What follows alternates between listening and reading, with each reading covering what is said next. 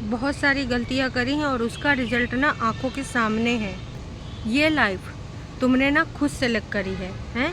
अब दूसरों की लाइफ में इंटरफेरेंस करना बंद कर दो और अपनी पूरी फैमिली को गाली पड़वाने का जो काम कर रही हो वो बंद कर दो। अपनी भाभी के पीछे पड़ गई, उसको जीने नहीं दे रही हो, हैं? उसको जीने दो। तुमने ना अपने भाई बहन की बातों में आए के अपना जीवन बर्बाद कर लिया। अब किस्मत को दोष ना दो। अरे नहीं नहीं, हमारी इतनी मजाल कि हम जिज्जी से ऐसी बातें करें? नहीं भाई, बिल्कुल भी नहीं। असल में जनता जनार्दन जिज्जी से ऐसे सवाल कर रही है। जिज्जी ने जो भगवान के ऊपर दोष लिखा है कि काश ऊपर वाले ने मेरी किस्मत में ये सारी चीज़ें ना लिखी होती तो आज ये सारी चीज़ें हमारे घर में नहीं होती और मैं कहीं और होती। इतना ही नहीं दर्शकों, जो लोग हैं, जो सब्सक्राइबर्स हैं, जो 2017 से इनको देख रहे हैं, वो बहुत कुछ जानते हैं जिज्जी के नेचर के बारे में। पारिवारिक ज़िंदगी का है उससे कोई मतलब नहीं, ऑफ कैमरा का है उससे कोई मतलब नहीं। यहाँ जो वीडियो में जितना ये पार्ट दिखाते हैं, जितने पार्ट में ये यहाँ पर आती हैं, लोगों से रूबरू होती हैं, अपनी बातें करती हैं, घूमने घामने जाती हैं, या फिर बैठ के छोटी छोटी मगर मोटी बातें या प्रवचन वाला पार्ट फिल्माती हैं, तो उन बातों से दर्शकों ने इनकी पर्सनालिटी का अंदाज़ा लगा लिया है। कुछ ऐसी बातें बोली गई हैं जो आम इंसान को अगर बोल दिया जाए तो भाई साहब ना उसके हालात, जज्बात, ख़यालात सब बिगड़ जाएं। लेकिन इस समय जिज्जी को का चीज़ें बोली जा रही, का वो सहन करना पड़ रहा है उसको, लेकिन वो सहन करके भी कुछ रिएक्ट नहीं करेंगे। क्यों? क्योंकि अभी कुछ ऐसी चीज़ें हो चुकी हैं। अब कुछ लोगों को बग्गी का जो वीडियो है वो क्लियर लग रहा है कि भाई उससे बात हुई है और बातचीत के माध्यम के बाद ही उसने हंसी खुशी वाला वीडियो बनाया है, क्योंकि देखो उसके ऊपर भी प्रेशर है कि ये तो का दिखा रही, रोना रोना मुंह ला रही है, और जा नहा दो और फेस वॉश पे क्रीम लगा और थोड़ा चुलबुली वाली बातें कर। तो नो डाउट उसने पूरी कोशिश करी और उसने सफाई नामा भी दे दिया, क्योंकि घर में हुई हैं बड़ी बातें।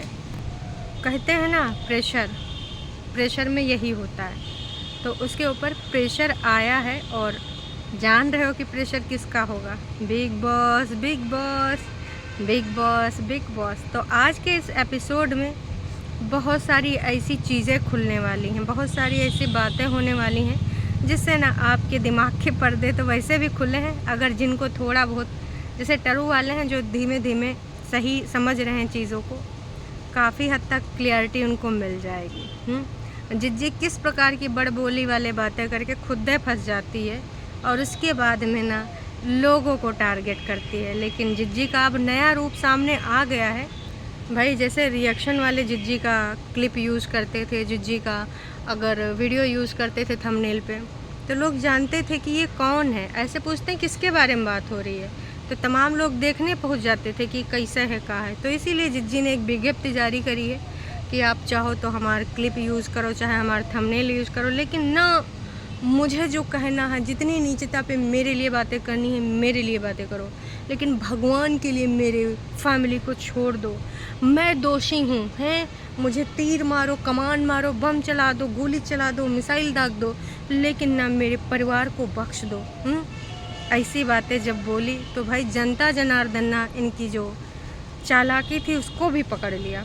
किस प्रकार से पकड़ा, कैसे पकड़ा, आपने इनके कमेंट सेक्शन में देखा होगा। जनता ने भाई एकदम नकार दिया कि जो त्रिया चरित्र कर रही हो, नौटंकी ड्रामा कर रही हो, यहाँ जो विज्ञप्ति देने आई हो, उसके लिए पूरे तरीके से जिम्मेदार तुम हो। यहाँ पर जो चीज़ें सोशल मीडिया पर अपने घर परिवार की तुम लोगों ने डिस्कस करी हैं, कोई यहाँ पर जाए कि आपके घर में कैमरा नहीं लगाया है और ना ही कोई कान लगा के दरवाजे में सुनता है कि अंदर का बातचीत चल रही है। वार्तालाप आप लोग जो खुद आए के ऑन कैमरा करते हो, आपके कमेंट सेक्शन में जो बातें होती हैं उसी के आधार पर रिएक्शन होते हैं। तो जनता समझ गई कि भाई विगत दिनों में इन्होंने जो भूमिका बांधने की कोशिश करी थी, जो लोगों को दर्शाने की कोशिश करी थी कि मैं अकेली नारी हूँ, आपदा की मारी हूँ, सब अपनी अपनी ज़िंदगी जी रहे हैं और मैं बेचारी हूँ। तो ये तो जनता जनार्दन ने आपसे बहुत पहले बोल दिया था कि देखिए एक टाइम ऐसा आएगा जब सब अपनी अपनी ज़िंदगी में बिज़ी हो जाएंगे, उस टाइम आपको बैड फील होगा, इसमें कुछ नया है ही नहीं। फिर आपको बैड फील हो रहा है, काश कि आपने उस टाइम सोचा होता। जिस टाइम आपकी सासू माँ ने कॉल करके कहा था आप किस प्रकार से आना चाहती हैं, तब आपने पता नहीं घर के कौन से बड़े से बात करने के लिए बोला था कि मैं बात करके बताऊंगी। काश कि जब आपके पति का एक्सीडेंट हुआ था तब आपने सोचा होता कि अब उठाए बुढ़िया बिस्तरा, जिस तरीके से मैं आई थी दौड़ते हुए अब मैं जा रही हूँ। या फिर काश कि जब आपको दोबारा मौके मिल रहे थे बीच बीच में, कभी हियरिंग्स में आपके पति ने बिठा के आपको कुछ दूर होटल तक ड्रॉप किया था, काश कि उस टाइम उस पर इल्ज़ामात न लगाए कि कह देते कि चलिए कहीं मुझे 10-20 मिनट बात करने हैं। ना आप अपने घर की सुनिए ना हम अपने घर की सुनेंगे, कुछ दिन के लिए हम सिर्फ अपनी बातें करेंगे। अब घर की सुनने का मतलब ये नहीं कि भाई सास को बाहर निकाल दो, का खाना पानी ना दो, फलान ढमाक, मतलब अपनी लाइफ को लेकर। अब सास को तो आपकी भाभी भी नहीं निकाल रही और आपके साथ तो प्यार दुलार सब कुछ कर रही है। तो वो टाइम था इन सब चीज़ों को सोचने का, और आपने जिस तरीके से भगवान को दोषी बना दिया कि काश के भगवान ने मेरी किस्मत ऐसी ना लिखी होती, उस चीज़ को लेकर जनता बिल्कुल भाई आपका सपोर्ट नहीं कर रही है। और मुझे बड़े अफसोस के साथ कहना पड़ रहा है कि इस प्रकार के शब्द आप कैसे बर्दाश्त कर रही होंगी जो कमेंट सेक्शन में आपके लिए लिखा जा रहा है। रिएक्शन में तो हम आपके लिए यहाँ रिस्पेक्टफुल लैंग्वेज यूज करते हैं, क्योंकि हमारी आदत नहीं है कि उस तरीके की भाषा का यूज़ करें। जो भाषा मुझे अपने लिए पसंद नहीं, मैं दूसरों के लिए क्यों यूज़ करूँगी। तो भाई साहब, तो मैं ये कहना चाहूँगी उस टाइम भी आपने नहीं सोचा। तो अब भगवान ना दोषी है, ना यहाँ पे रिएक्शन बनाने वाले दोषी हैं, और ना ही सब्सक्राइबर दोषी हैं। और आप जो बोल रहे हैं गलती कि लोग कहते हैं कि बस इसने परेतिन ने ये कर दिया, परेतिन ने वो कर दिया, कुछ भी हो तो परेतिन की गलती। तो जिस दिन आपको ये लोग ना कह के अपनी सेल्फ रियलाइजेशन हो जाएगी कि वाकई में परेतिन की गलती कब कहाँ कैसे है, आपको समझ में आ जाएगा। मैं कह रही हूँ ठीक है, उस जगह नहीं जाना, जो चीज़ें बीत गई वहाँ पे कुछ नहीं हो सकता, पर आगे का सोचिए ना अपनी ज़िंदगी का। अभी तो भैया लंबी है। और यहीं घर परिवार में ही रह के अगर ऊपर नीचे हो गया है, लेकिन उसके बावजूद मतभेद आ रहे हैं तो फिर कुछ ना कुछ समस्या है। दैट मीन्स यहाँ पर कुछ समस्या है, लेकिन उसको एक बार भी आप कंसीडर नहीं कर रही, अपने आप की गलतियों को एक बार भी नहीं देख रही। उल्टा आपके घर में आपकी भाभी को बता दिया गया है कि भाई तुझे छोड़ के नहीं जाना चाहिए था, मम्मी जी नहीं है तो तेरी रिस्पॉन्सिबिलिटी बनती है कि तेरे पीछे अगर कुछ हो जाता तो फलान ढमाक, बड़े बड़े एग्जाम्पल भी दिए गए होंगे उसको। तभी से वो एक आए कि अपना वीडियो 13 मिनट का बनाएगी, 12-13 मिनट का, कि आज सिर्फ मैं ऐसी बातें करूँगी, मैं मतलब इतना ज़्यादा ओवर कॉन्फिडेंट होके बोल रही थी।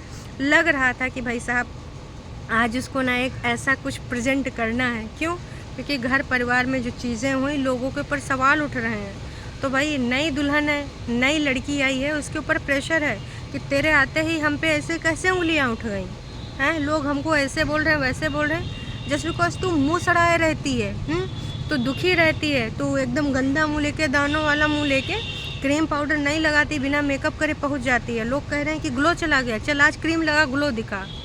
जी हाँ, कुछ ऐसा ही हुआ होगा जितना मैं डिसाइड कर पा रही हूँ। मेकअप करके वो आना, एक लोग ये नहीं समझ रहे हैं कि भाई उसको भी टाइम मिलना चाहिए, उसको भी इंजॉयमेंट करने का पूरा अधिकार है। उसको यहाँ पर वो अपना ट्रिप करके आई है, उसके बाद वो कितना पैदल चली है, कहाँ पर गई थी ट्रैकिंग करने, उसके बाद भी उसने बिना उफ के यहाँ पे आके पूरी जिम्मेदारी संभाल ली। तो उसको इस तरीके से जनता को पूरा समझ में आ गया। ये मेरे शब्द नहीं, ये जनता लिख रही है कि भाई हमें तो लग रहा है कि भाई उससे ये वीडियो बनवाई गई है 13 मिनट की, स्पेशली बनवाई गई है। जब रात में जिज्जी का एपिसोड आया उसके बाद कि चलो छुटकन्नी ने तो माफ़ीनामा प्रस्तुत कर दिया, अब तुम भी जाओ एकदम खुश होकर दिखाओ। अब पूरी चीज़ें सब्सक्राइबर्स को समझ आ रही हैं, सब्सक्राइबर्स से कमेंट कर रहे हैं, ये हम नहीं करें, सब्सक्राइबर की जुबानी है। अब आप बताइए, मतलब भाई अगर ये वाकई में सच है तो सोच लीजिए, आप चीज़ों को सुधारने की बजाय फिर से एक नई स्क्रिप्ट जिंदगानी में ला रहे हैं कि तुम्हें खुश होकर दिखाना। वो वाकई में अंदर से खुश रहे ये मैटर नहीं करता है। लास्ट वीडियो में उसने स्टार्टिंग में जो दिखाया, एकदम से इंसान इन सारी चीज़ों से जूझ रहा था, फिर वो बोलता है कि हाँ पिछले दिनों में कुछ समस्याएं थी मेरे साथ, पर अब मैं ऐसी हूँ और प्लीज़ आप मेरे को ये मत कहना कि तो ये कर रही तो वो करी, मैं सुंदर लग रही या नहीं। ठीक है, उसने ये सारी चीज़ें पहले भी करी हैं, कब?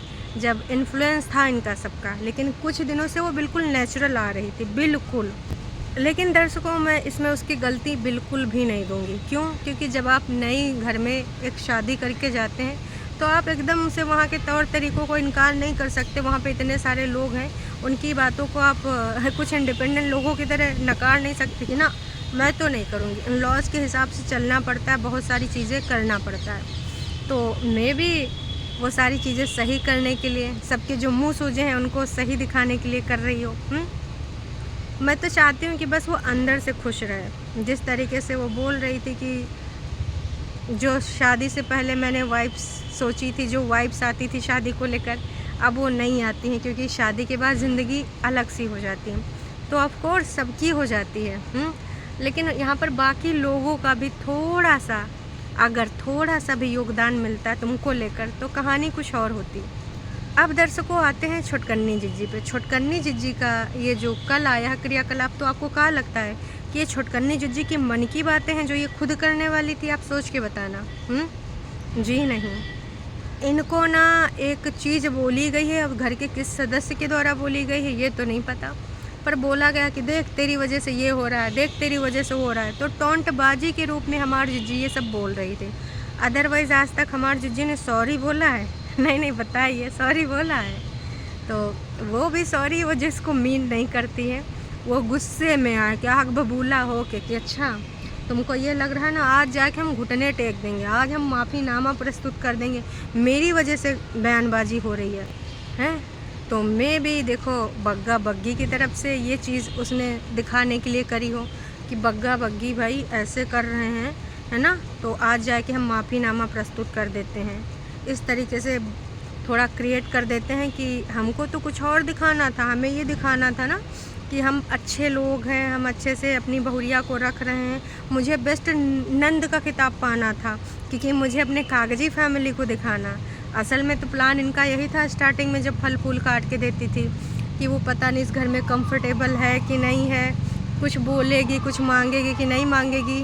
तो हम लोग चलो आज इसको मैं फल काट के देती हूँ, बस कुछ दिन में सब आप उसको कंफर्टेबल करा दी गई हैं। मतलब इतना कंफर्टेबल आपने करा दिया कि आप चली गई जिज्जी के साथ अपने पटना, हैं। और भाई पूरी रिस्पॉन्सिबिलिटी उसने किस तरीके से संभाला। यहाँ पर मम्मी जी को ना लड़कियों से निकल के आके थोड़ा अपनी बहुरिया को समझना चाहिए कि जब तुम दोनों मेरे उस मतलब से सहमत नहीं थी कि हमको पूरे गांव चौहद्दी को बुला के पार्टी करना है, क्योंकि हमारी झूठ की दीवानी जिज्जी चाह रही थी कि हम बाहर जाकर कहीं पार्टी करें, तब उस टाइम तो तुम दोनों पटना निकल गई थी। बहुरिया ने तब मेरा साथ दिया था और बग्गे ने मेरा पूरा सब कुछ सेट सूट करा था। और अगर आज वो दोनों घूमने घामने चले गए हैं तो बहुरिया की किस तरीके से गलती दिखाई जा रही है? यहाँ पर जो चलती है ना, वो सिर्फ 2 इंडिपेंडेंट लड़कियों की चलती है, जो कि गलत है मेरे हिसाब से। अब एक तरीके से तो ये बग्गी के ऊपर अत्याचार हुआ ना दर्शकों, जनता गलत नहीं बोलेगी, जनता तो वही बोलेगी जो उसको दिख रहा है। जनता की बातों को आप हेटर्स बोल रहे हो। अरे भाई साहब सोचो ना कि जनता ऐसे काहे बोल रही। जैसा कि एक ये कमेंट, तुम्हारी शादी हुई थी तो तुम्हारा कितना लंबा चौड़ा परिवार था, वो तो छोटा सा परिवार था, पति पत्नी थे, तुमको कौन सी ऐसी चीज़ की जा रही थी जिसको तुम बिल्कुल टॉलरेट नहीं कर पा रही थी। ठीक है, अगर हो सकता है विचारों का मतभेद हो रहा हो तो उन मतभेद को थोड़े दिन टॉलरेट कर लेती। अगर तुम्हें लग रहा था कि सास अत्याचारी है, तो जिस प्रकार से यहाँ 6 बजे उठ जाती हो तो वहाँ 7:30 बजे उठने के लिए बोला जाता था, उठ जाती। यहाँ पर भी आप सुबह सुबह कभी कभी नहा लेते हैं, तो भैया नहा ही लेती, क्या समस्या है? एक दिनचर्या बना लेती। जब आप दूसरे घर में जाते हो तो लाइफ में बहुत सारे चेंजेस करने पड़ते हैं, शायद यही आपने नहीं सीखा और उसी की वजह से अपनी ज़िंदगी की कहानी को आपने इस तरीके से डिस्ट्रॉय कर लिया और दोषी आप भगवान जी को बता रही हैं। कुछ लोगों के तो कमेंट भी डिलीट हुए होंगे, कुछ ज़्यादा कड़वे रहे होंगे, तो किसी ने लिख दिया कमेंट डिलीट करने से सच्चाई छुप नहीं जाएगी। कुल मिलाए कि जिज्जी को ना भर भर के प्यार मिला है, क्योंकि टरू वालों का भी घर परिवार है। टरू वालों को खुद पता है कि भाई वो कैसे शुरुआत में एडजस्टमेंट करे हैं, तो उनको नहीं समझ में आ रहा है। ऐसा कोई इनका चापलूसी वाला मुझे कोई सिंगल कमेंट नहीं दिखा। जो इन्होंने वीडियो में बात करी है सब बातें ब्लॉग में बताती हो, फिर सारा इल्ज़ाम व्यूवर्स को लगा देती हो। ये तुम्हारी जो चालाक वाली स्कीम है बहुत ही ज़्यादा अच्छी है। तुम्हारी किसी भी बात पे यकीन नहीं होता, सारी बातें फेक लगती हैं, झूठ ही झूठ, बस झूठ। अब बताओ ये जनता वो है जो आपको देखती है, और इतने सारे फेक आईडीज़ तो नहीं हो सकते, इतने हेटर्स तो नहीं हो सकते। और ये कोई हेटर्स नहीं है यार, ये सब सच्चाई लिख रहे हैं जो इतने दिनों में देखा है। जितना ज़्यादा पर्सनल लाइफ सोशल मीडिया पे डिस्कस करोगी, टेंशन बढ़ाने का काम करोगी। देखो कितने जेन्युइन लोग हैं, कितनी जेन्युइन बातें कर रहे हैं। तो भाई साहब, मैं you should be grateful to your भाभी। वाह जी वाह। और जिज्जी ने कहा थैंक यू। जिज्जी थैंक यू हमें ना बोलो, जिज्जी थैंक यू उस लड़की को बोलो जो इतना सब कुछ होने के बावजूद भी आपको ना बहुत अच्छे से ट्रीट कर रही। अगर आप होती ना उसकी जगह तो अब तक 2-4 लाइव कर चुकी होती, ये भी आपको पता है, या फिर वीडियो में भी टोंटबाजी कर चुकी होती अगर लाइव नहीं किया होता, या फिर टाइटल के माध्यम से आप संदेश दे चुकी होती। सच आपको भी पता है, काश कि आप इस बात को एक्सेप्ट कर पाएँ। तो दर्शकों, ये थे कुछ ऐसे पॉइंट जिससे ना अब सच्चाई दूध का दूध और पानी का पानी है।